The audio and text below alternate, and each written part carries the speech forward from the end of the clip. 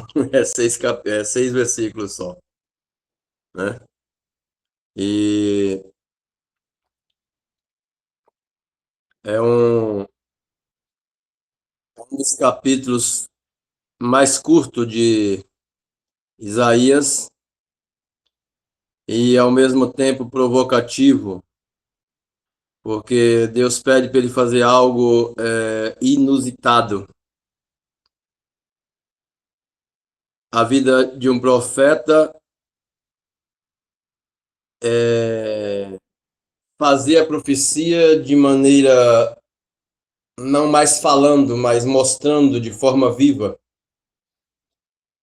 E se passa na Síria, onde era uma grande potência militar, e o povo da nação judaica, né, a cidade de Judá, que vivia com medo, comete um erro grotesco, né? E me trouxe essa passagem me trouxe uma lembrança atual. A gente, às vezes, com medo, faz coisas por causa do medo que afronta Deus, né? E o pessoal, o povo de Judá, por causa do medo, considerou alianças políticas com o Egito e com a Etiópia para proteger o seu povo, mas humanamente eram nações fortes, experientes em guerra, né? Mesmo assim, deixou o medo tomar conta e fez aliança com um povo que tinha outros deuses, que tinha outras culturas que afrontava ao Deus verdadeiro, né? E aí é onde Isaías é convocado por Deus a tirar as suas roupas. A Bíblia fala que ele andou nu, mas eu estudando vi e acredito, lógico, que não era despido totalmente. Tirou ali as roupas mais grossas, para dar um exemplo, até pelo tempo da antiguidade, eu acredito que ele ficou de roupas íntimas, né? Descalço, e por 3 anos Deus ordena a Isaías que ande nu e descalço por 3 anos.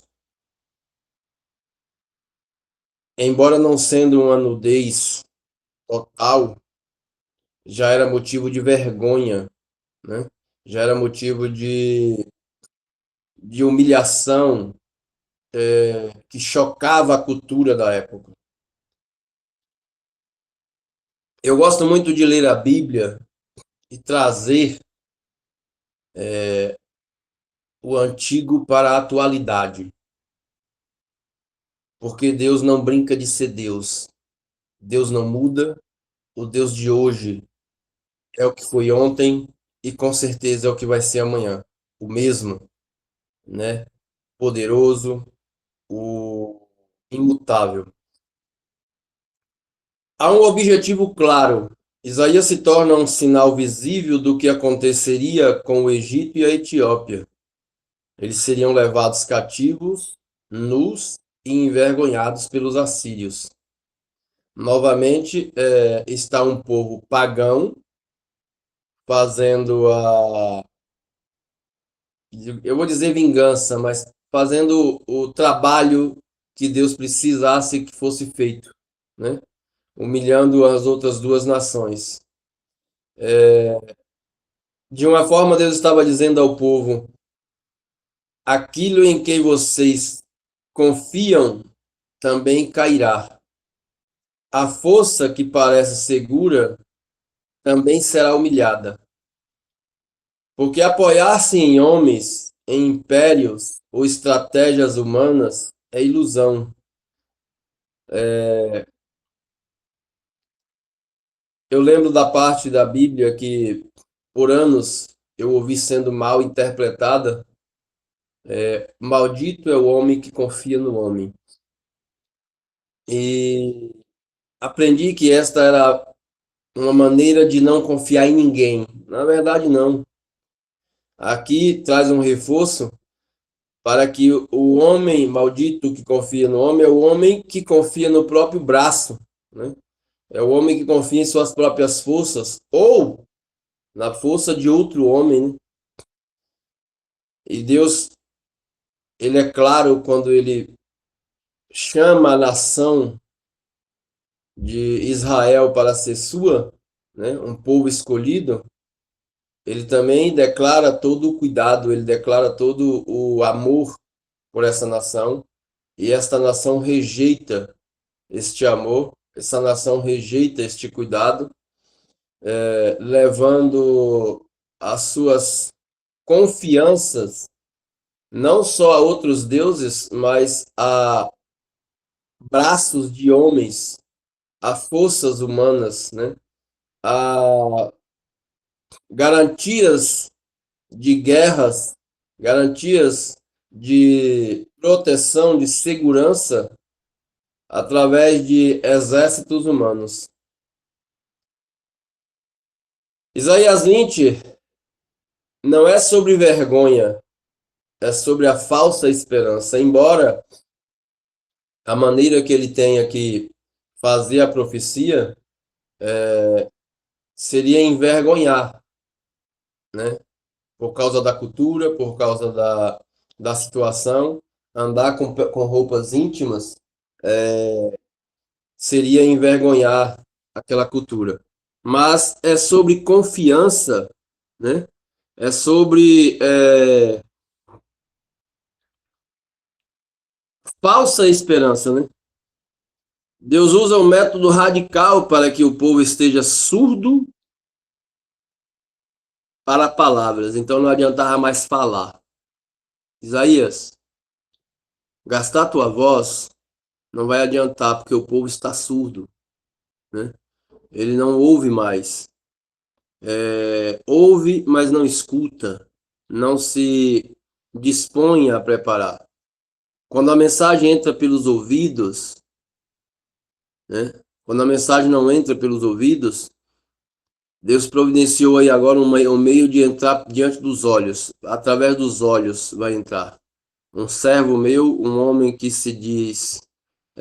Aí vem a colocação da própria população, eu acredito, né? Não está escrito na Bíblia, mas aí vem a própria colocação do povo. Um servo de Deus, um homem que se diz íntimo do Espírito Santo, andando nu, como pode? E acredito que era um motivo de muita resenha, né? De muita chacota, mas era o jeito que Deus encontrou para que a mensagem entrasse pelos olhos do povo e visse o tamanho erro. Isso revela algo profundo. Às vezes Deus permite o constrangimento do profeta para evitar a destruição de um povo. É o sacrifício, novamente, o sacrifício de uma vida por causa de uma nação, né? Fica uma pergunta final do capítulo, né? O texto termina com uma pergunta inquietante: como esperaremos nós? Ou seja, se aqueles em quem confiamos caíram, se os salvadores humanos fracassaram, onde está a nossa verdadeira segurança? Eu trago isso para hoje, né?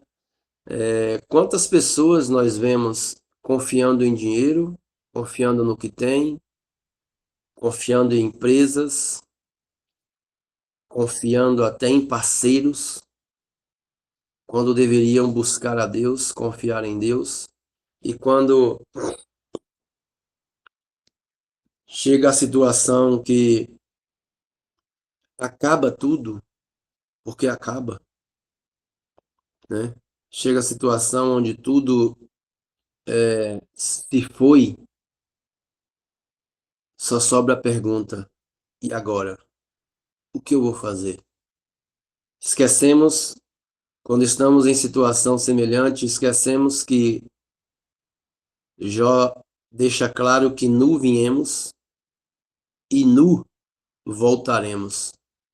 nada daqui nos acompanha. Meus amados, caixão não tem gaveta.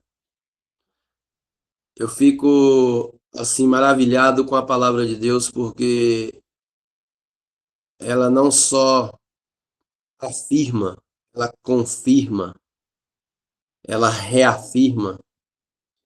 E Isaías tem me trazido assim um jeito diferente de ver Isaías, de ver este livro, de compreender, né?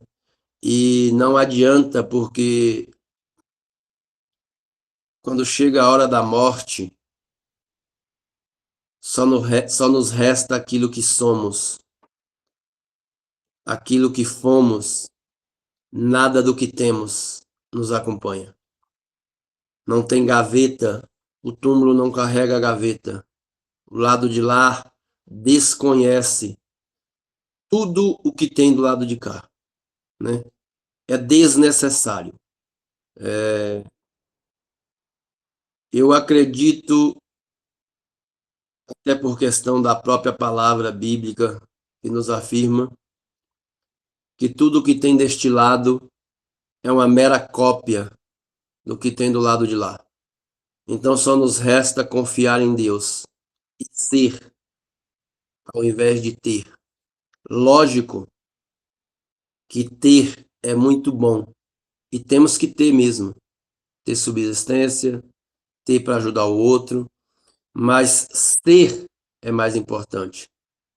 Não há condições de ficarmos confiando aqui em coisa material, né? Não é necessário pensar que a tua força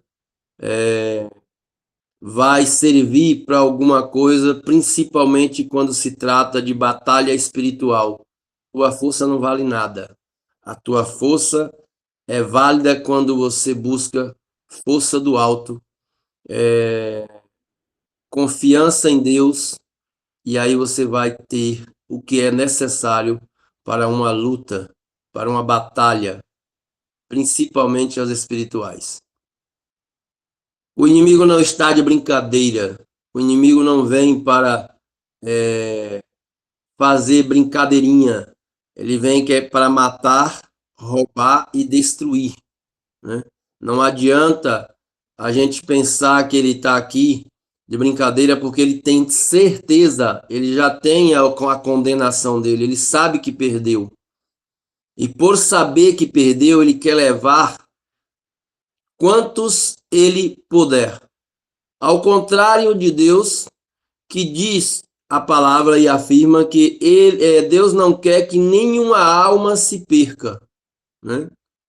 Por isso que a confiança precisa ser depositada nele. Para que nenhuma alma se perca, precisamos confiar em Deus cegamente. É incondicional. Eu vou confiar porque não tem. Não é porque, por causa. É cegamente incondicional. E o povo de Judá esqueceu desse detalhe. Não confiou, procurou confiar em forças humanas e através de Isaías, com uma profecia agora que seria aos olhos, ao invés de profecia aos ouvidos, fez com que o povo entendesse. Era para que o povo entendesse, né? Que a confiança estava sendo depositada em lugar errado. Mas, ainda assim, acredito eu que a rebeldia daquele povo era tão grande que, mesmo vendo, se escandalizavam e não conseguia conectar, né, a profecia de Isaías a algo que iria acontecer. E aí fica a mercê de que aquilo venha realmente acontecer, para que, aliás, é engraçado que conversamos sobre isso ontem, né, na palavra de ontem. É preciso acontecer para que você venha se arrepender?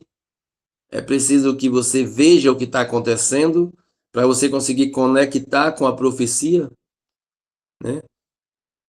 O Eterno manda alguém profetizar que tu vai ter problemas por seguir tal caminho e você, em vez de corrigir, você continua até ver. Aí, quando você cai, você fala, é bem que o irmão falou, né? Eu devia ter me... Devia não, viu? Agora você vai sofrer a consequência, né? Isaías foi um profeta que, além de sofrer para levar suas profecias, né? Além de passar por situações desumanas, desagradáveis, ele jamais recuou, né, de fazer o que o Senhor mandou. E ele continua a falar atualmente porque nós precisamos entender que não é necessário confiar em sistema, em dinheiro, em pessoas, em estruturas que parecem sólidas, porque tudo isso pode cair a qualquer momento. Deus não condena planejamento, ele confronta dependência, né? O que Isaías está nos dizendo agora não é que a gente tenha que estar não usando nada, não querendo. A gente pode usar, a gente pode querer, mas não devemos confiar. Eu me ouso a fazer uma pergunta, né? Para que os irmãos entendam o que é confiança. E que venha a calhar com o que aconteceu hoje, né? A Mayara não conseguiu colocar o texto, porque está sem energia. A Flávia que colocou. E a pergunta é: se a Flávia não colocasse, estaríamos preparados para fazer sem o áudio, sem a narração? É aí que mora a questão. A gente usa, mas estamos preparados para que um dia isso venha a nos faltar? Ou a gente confia cegamente nisso? Há uns 15 anos eu estava à frente de uma igreja e eu acredito piamente que Deus me usou. Eu dirigi essa igreja, dirigi por 7 anos. E eu fazia uma pergunta e um treinamento. Eu cheguei a treinar os membros da igreja. Se hoje faltar a Bíblia, meu amado, acabou todas as Bíblias. Foram queimadas, destruídas. Se você for pego com a Bíblia, você vai preso. Pensem com carinho nessa hipótese. O que da Bíblia você sabe? Isso serve para mim, viu, gente? Serve para mim. Eu costumo aprender muito mais quando eu falo do que ensinar. Até que ponto você conhece a Bíblia? Eu lembro que eu cuidei de um idoso, chamava Emílio. Em 93 ele ficou cego de glaucoma. Deu uma dor e ele ficou cego que os olhos ficaram brancos, cozinhou os olhos. E nós cuidamos dele até 2004. 92 para 2004, 12 anos, cego. E durante esses 12 anos, ele falava assim, ô Ebo, ele me chamava de Ebo, ô Ebo, lê para mim aí, meu querido, tal lugar assim, assim, vê se tá escrito assim, assim, assim. E eu ia lá e estava escrito exatamente, o cidadão conhecia a Bíblia quase toda, de cor. Como eu aprendi com aquele idoso? Como eu aprendi? E isso foi implantado em minha cabeça, por isso que eu faço essa pergunta. O que você conhece da Bíblia sem ela? Nós estamos aqui, meus amados, estudando para aprender, e é louvável, mas não devemos ater só a este estudo diário. né? Não devemos ater a leitura da Bíblia apenas de segunda a sexta, das 6 às 7. Até que ponto você conhece a Bíblia se te faltar ela? Eu lembro que quando eu dirigia a igreja, a gente cantava hinos da harpa, do cantor e alguns hinos avulsos. Quantos louvores você consegue cantar sem errar a letra e sem olhar a letra? Quantos louvores você pode levar ao altar do Pai sem a letra na mão para não errar? Quantas partes da Bíblia você consegue ler memorizado? Quantos salmos você consegue recitar? Fica esta pergunta para que a gente possa compreender que a palavra de Deus ela é viva, ela precisa estar em nós, ela precisa estar cravada, assim mesmo fala a palavra, cravada dentro do nosso coração, né? Nas tábuas do nosso coração, porque a gente vive numa situação confortável, mas até quando? Até quando essa situação confortável vai perdurar? Até quando você vai ter 10, 12 Bíblias dentro de casa? Eu tenho em torno disso aí, 10, 12 Bíblias, várias versões. Estou do lado de um aqui agora. Uso a Bíblia no celular, tenho a Bíblia no computador. Mas se tudo isso acabar, e eu posso confessar, meu irmão, a minha fraqueza, eu não conheço provavelmente nem 10% do que 10%. Conhecesse 10%, eu estava feliz da vida. Eu devo conhecer 2% da Bíblia, assim, para falar de cor. Eu tenho um sério problema de não lembrar o que eu li, aonde está escrito. Eu ando treinando isso, mas só uma obra divina, né? Admiro muito meu pai, ele acha na Bíblia uma palavra mais rápido do que você no dicionário. Ele sabe onde a palavra está, dentro da Bíblia, né? Então, é, Isaías profetiza contra uma nação e traz essa profecia contra os dias de hoje, contra o que acontece hoje.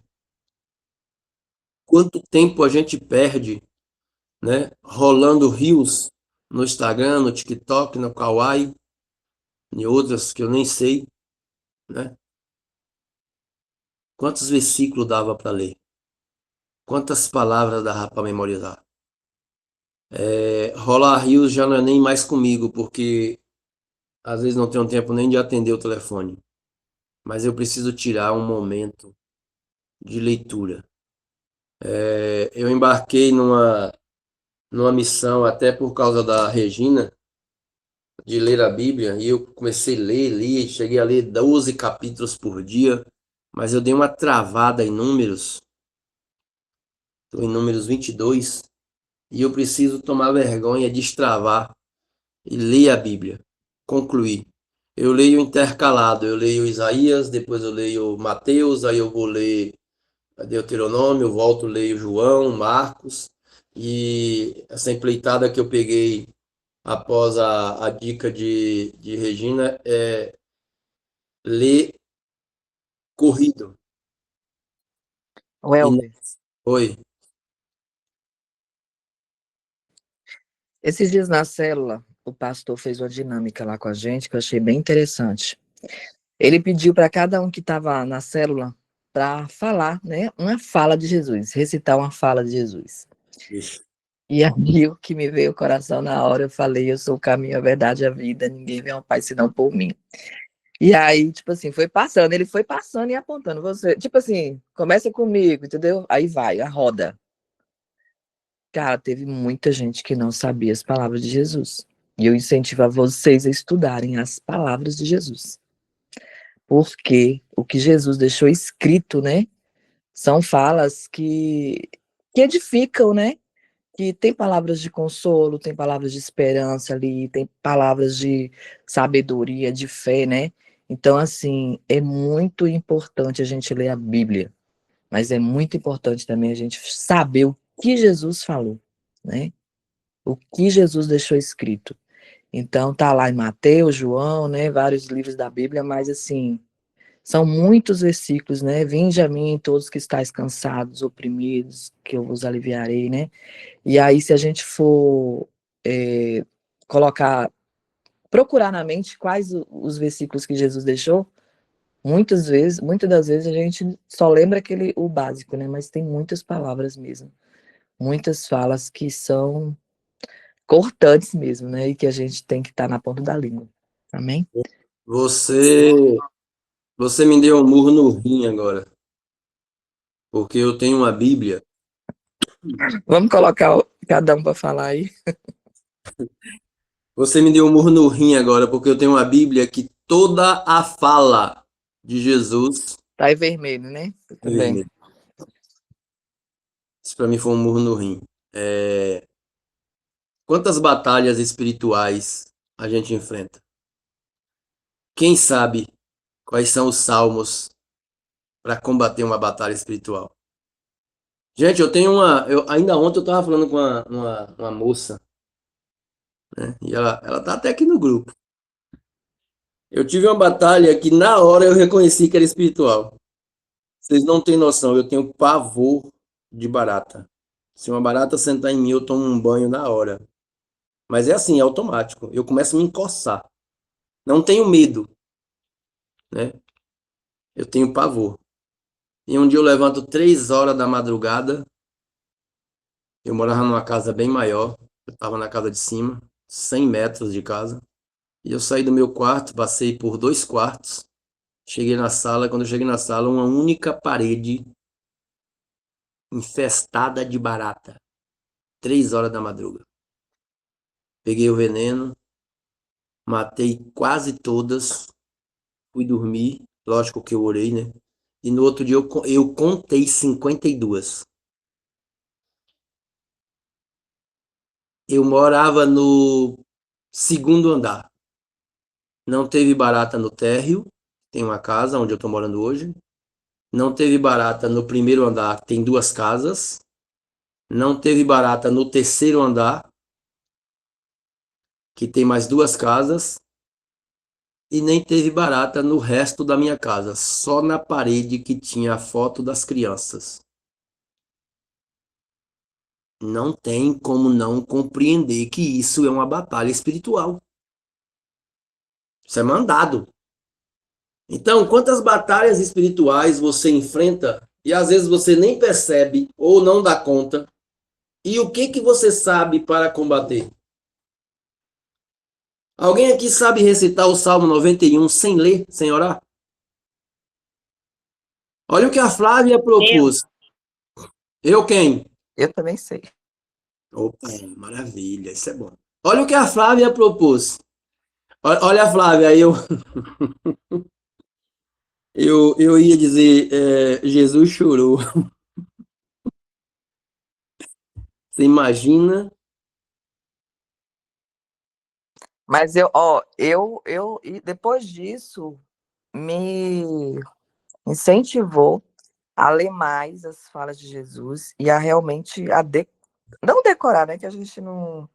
Quando a gente Aprender. decora, a gente não aprende, é aprender mesmo, né? Porque é muito importante. São essas palavras que a gente tem que falar quando alguém precisa, né? Alguém está precisando de um consolo, a gente vai e fala a palavra, né? Então, assim, as palavras de Jesus é importantíssima para a gente estar na ponta da língua. E há momento que Deus prefere nos chocar do que nos perder. Se a gente não sabe, é lógico que devemos aprender. Porque a vergonha de abandonar as falsas seguranças é menor do que a ruína de confiar nelas. Quem confia no Senhor pode até parecer fraco, mas não será levado cativo pela ilusão. Quem confia no Senhor pode até parecer caído, mas tenha certeza de que parecendo caído, está segurando em uma forte mão. E não há mãos melhor para entregar as nossas vidas, para entregar as próprias mãos, né? Porque o vergonhoso, meus amados, não é cair, é não ter forças para se levantar. Nós, seres humanos, fomos feitos exatamente com esta condição: cair e levantar. Cair e levantar. Eu costumava dizer para minha esposa, vigia, porque eu estou pronto a perdoar 1000 erros. Só não dá para perdoar o mesmo erro 1000 vezes. Os irmãos estão entendendo o que eu estou falando? Nós, seres humanos, e eu acredito que Deus age da mesma forma, porque Deus vai fazer a pergunta: ele não aprendeu com a primeira, com a segunda, com a terceira queda, no mesmo lugar? Está tropeçando na mesma pedra? O que está acontecendo? A gente pode tropeçar em 1000 pedras, mas jamais tropeçar 1000 vezes na mesma pedra. É complicado. Deus é misericordioso para nos perdoar, nos ensinar e nos salvar. Mas ele nos deu algo chamado livre-arbítrio. Se você está errando e está errando no mesmo lugar, tropeçando na mesma pedra, é porque você está gostando. E quem gosta do pecado, desgosta de Deus. Quem gosta do pecado, se afasta da luz, se afasta da pureza divina e entra no mar de trevas, né? E impurezas do inferno. Então, ler não é recomendável. O recomendável é aprender a Bíblia. Talvez a nossa geração, eu digo a minha, né? Também, ainda terá a Bíblia disponível, ainda poderá ouvir Isaías falando, ainda poderá ouvir Jesus falar diretamente conosco. Ou não. Ou pode ser que a nossa geração já não consiga mais abrir um papel e ouvir a voz de Isaías falar conosco. Ouvir a voz de Jesus falar conosco. E aí a pergunta fica, para que cada um responda a si próprio: o quanto você aprendeu?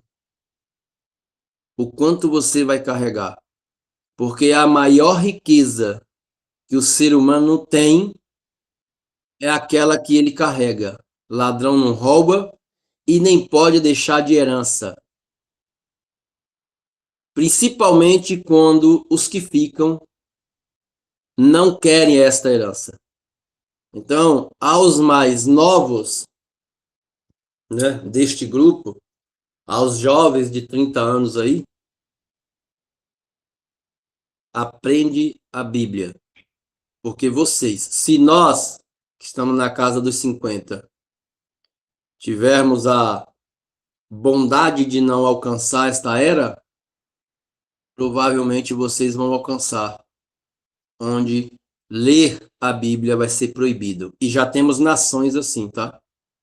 Eu não sei por que Deus me manda falar isso. Eu acredito que não tem nada a ver com a leitura de hoje, né? Ou tem tudo a ver, mas não me interessa se conecta ou não conecta. O recado está dado. Que Deus possa nos abençoar, nos capacitar a aprender a Bíblia, aprender a ouvir a voz do profeta nos nossos ouvidos quando a gente abre a Bíblia para ler.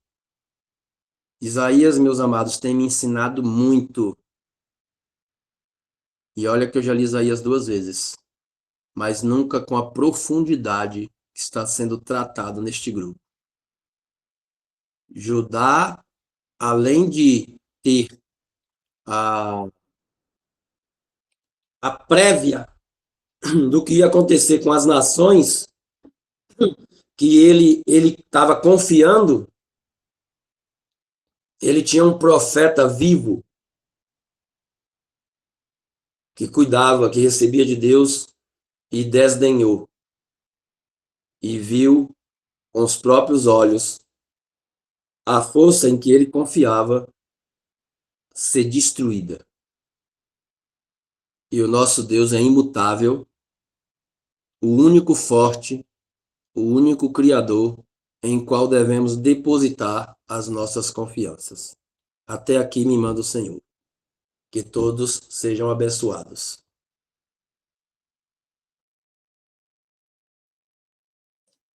Me permita, Shalom, que o que você disse tem tudo a ver, porque Isaías aqui, ele está falando de uma profecia, é uma profecia, ele é um profeta para aquela época, e o que ele fez foi, foi algo assim muito impactante, né, o que o Senhor disse para ele fazer e o que aconteceu nesses 3 anos que ele esteve nessa condição. E hoje você profetiza algo que é para chamar a atenção da gente, que a gente pode ficar sem a Bíblia, a gente pode ficar ser proibido disso num futuro que não pode estar distante, porque ontem eu vi um vídeo de um rapaz na Inglaterra, um país que era na sua maioria cristão. 2 policiais foram chamados e eles estavam com uma ordem para que aquele rapaz não pregasse mais a palavra do Senhor em 2 condatos de lá.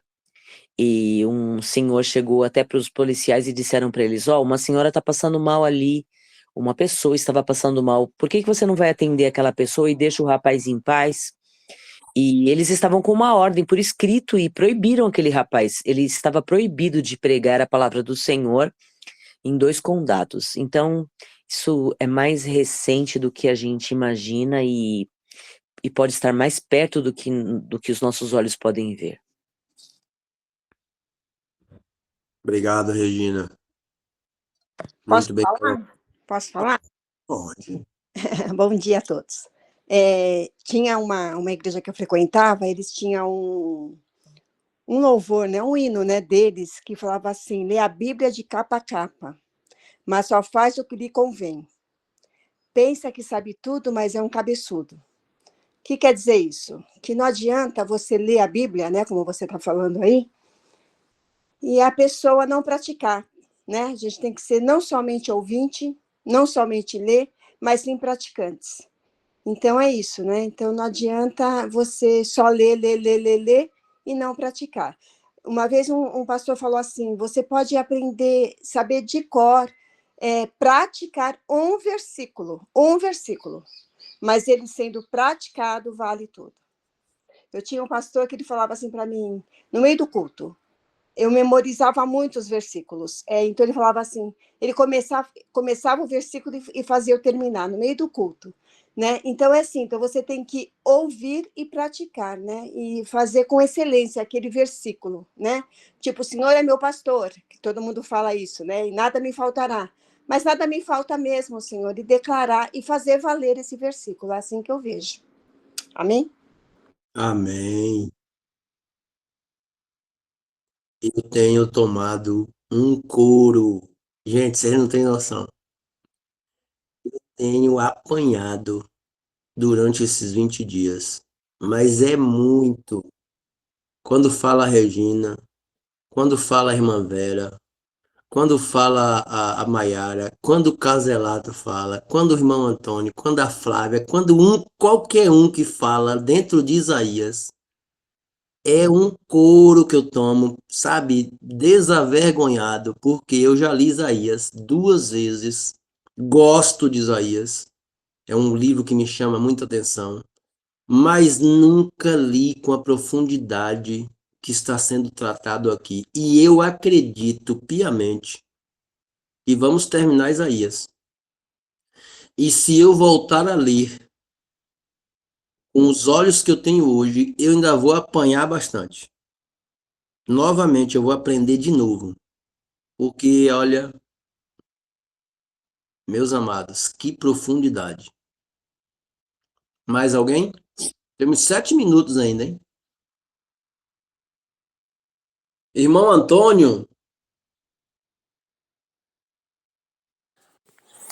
Bom dia, meu amado. a paz, meu amado. Shalom, shalom. Essa é a beleza da palavra, meu amado. Por isso que ela é viva e ela é eficaz. Sempre que você buscar nela auxílio para qualquer detalhe que seja necessário, nós vamos encontrar. Nós acabamos de... Esse final de semana foi uma apresentação aqui na igreja da peça de Natal,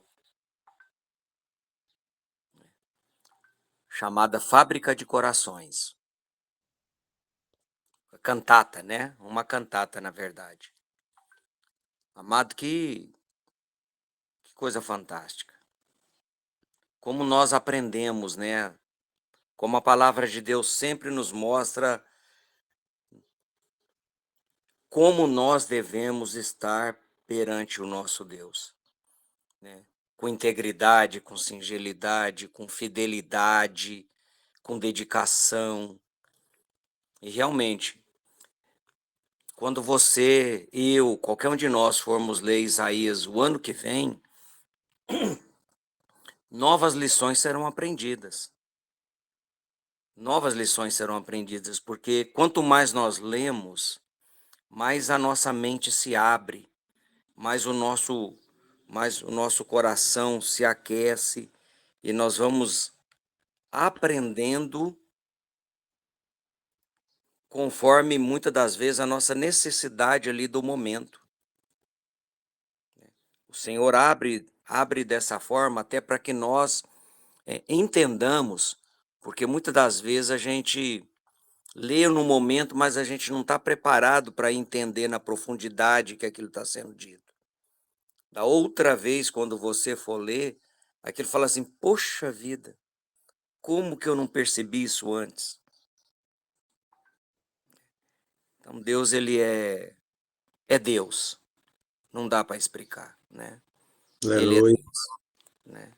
Graças a Ele por isso, e obrigado aí pela palavra.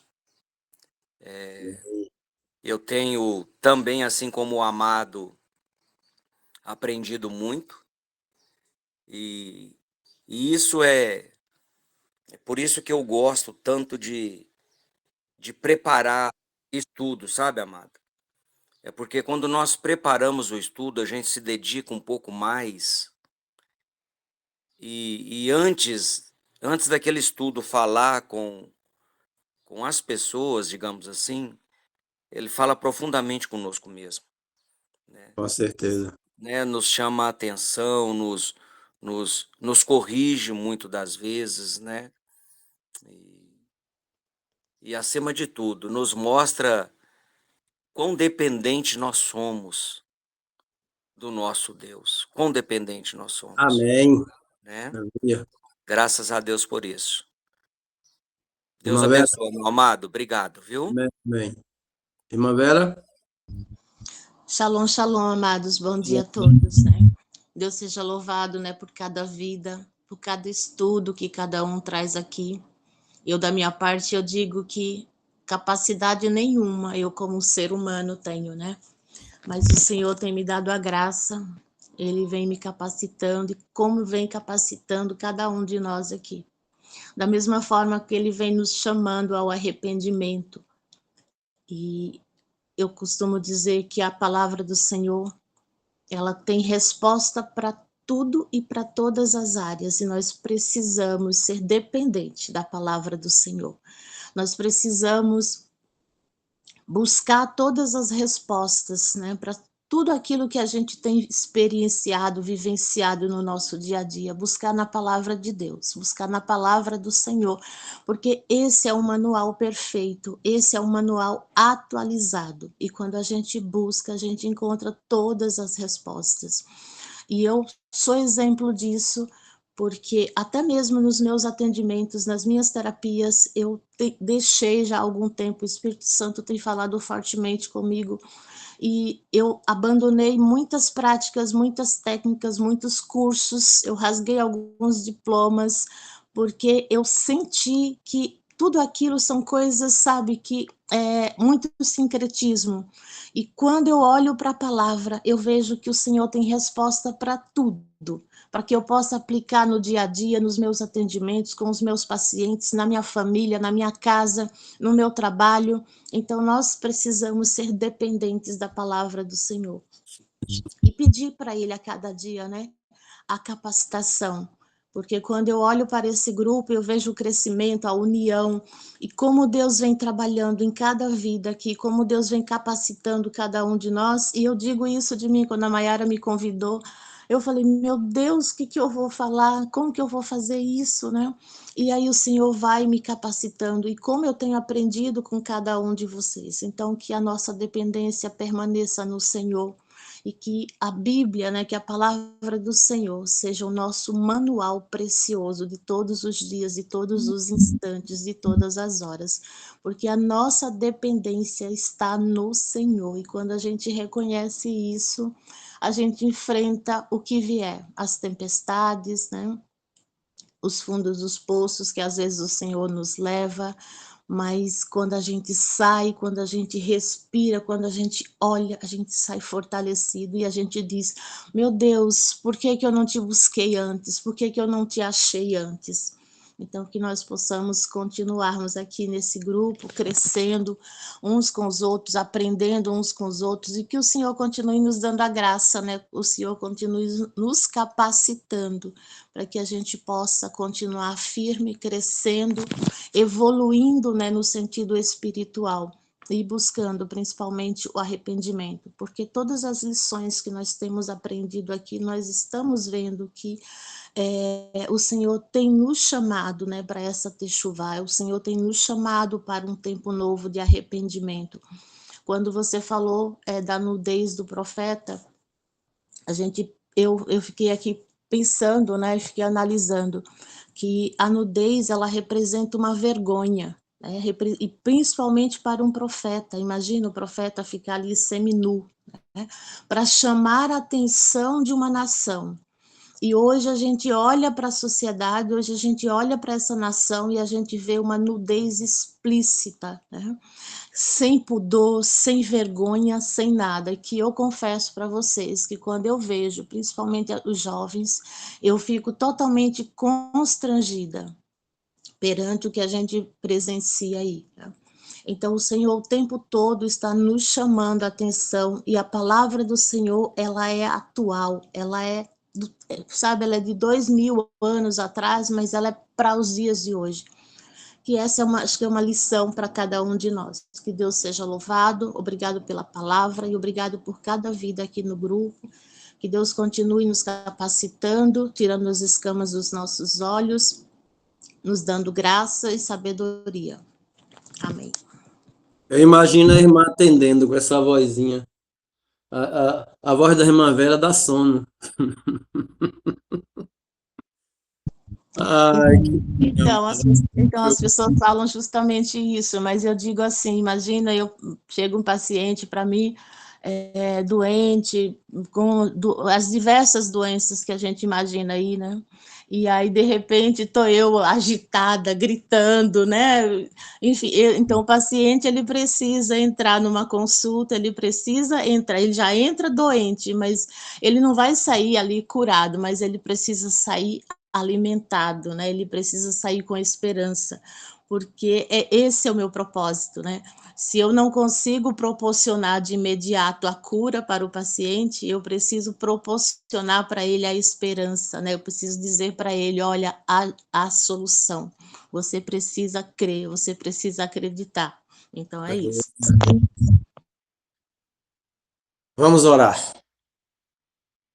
Pai amado, glorioso, que delícia, Pai, tua palavra. Que bom estar na tua presença. Que bom poder te entregar, Pai querido, a primeira hora do dia. É uma primícia, Pai eterno, que tem modificado os meus dias. Tem sido abençoado. Eu tenho me sentido protegido, meus amados. Oh, Pai. Nos agracia, Pai Santo, com esta sabedoria, para que possamos entender, não ler, mas ouvir a tua voz, a voz dos teus profetas falando conosco nos dias de hoje. Quão carente esta nação está de profetas, Pai, mas muito mais carente de quem dá ouvido aos profetas. E nós estamos aqui, Pai, para dar ouvido, para ouvir, para escutar, fazer, praticar. Eu te agradeço, Pai. Entra com a tua unção, Pai querido, em cada vida neste grupo, na família de cada um deles. Nos protege, nos guarda. Este terceiro dia seja um dia memorável, proveitoso para cada um. Vai com todos onde tiver que ir e volte, Pai eterno, para suas casas, levando e trazendo em paz para o trabalho, aos que vão descansar. Pai querido, passa a tua unção na voz da Maiara, na garganta dela, tira toda aquela sujeira, porque a tua serva precisa, Pai eterno, estar com a voz limpa para te louvar, para te engrandecer. Precisamos usar a nossa voz para envergonhar o inimigo. Coloca teu bálsamo nos corações que neste momento têm algum sofrimento. Limpa aqueles que têm mágoa, porque precisamos de corações limpos para receber o teu Santo Espírito integral e por completo. Nos guarde, nos oriente sempre para estar na tua presença. E que tu possa, Pai Santo, no nome do teu Filho amado, aquele que vive e reina por toda a eternidade, nos assegurar na tua presença. Amém. Paz seja convosco.